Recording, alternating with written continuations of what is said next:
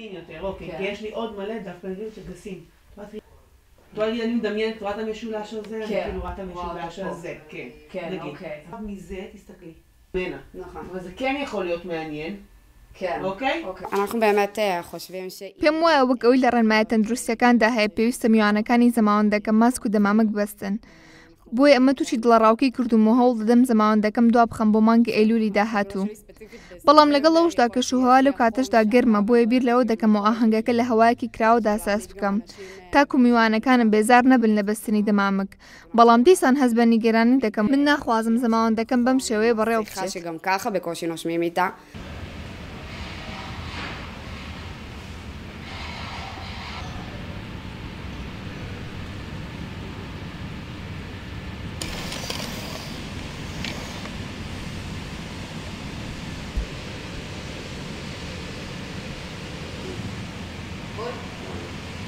It is a different بەهۆی ئەم بارودۆخە و گۆڕانکاری لە ڕێساکانی ژیاندا ڕوویانداوە.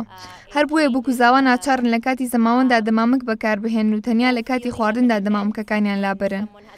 ئێمە دەزانین ئاهەنگ و زەماوەندەکان پێویستیان بە ئامادەبوونی هاوڕێ و کەسە نزیکەکان هەیە، بەڵام لەگەڵ خەڵکی ناچارن خۆیان بپارێزن و پامەندی ڕێنمایەکان بن.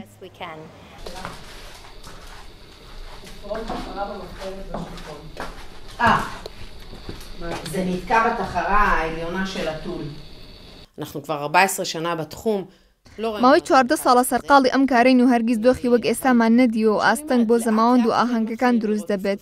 بۆیە باشترە ئاهەنگەکان لە دەروی هۆڵەکان ئەنجام بدرێن و ژمارەی کەمیش بانگێش بکرێن. بەڵام ئەوەی گرنگە لە زەماوەند جلوبەرگ و دزاینی بووکە کە ئەمە بەشێکی گرنگی ئاهەنگەکانە و بەلای بووکەوە جێی مەبەستە و بایەخی پێدەدرێت و گرنگە لە ژیانیدا. מתחילים לחזור לאיזושהי עבודה סדירה.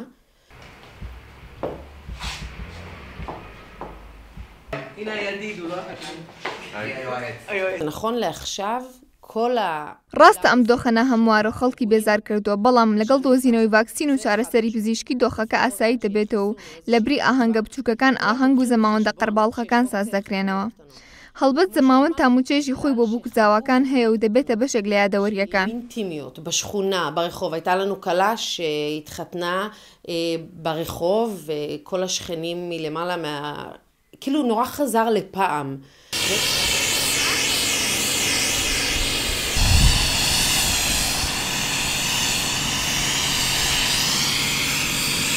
We have been especially affected. بەهۆی ئەم دۆخۆ کارەکانمان جۆرێک لە کزی بێ بازاڕی پێوە دیارە و زۆرێک هەوڵ دەدەن ئاهەنگەکانیان دوا بخەن بۆی هیوادارین ئەم دۆخە تێپەڕێت و هەروەها جموجۆڵی ژیان و گەشتیاری ئاسایی ببێتەوە. That the airports will be open and that tourism will come back.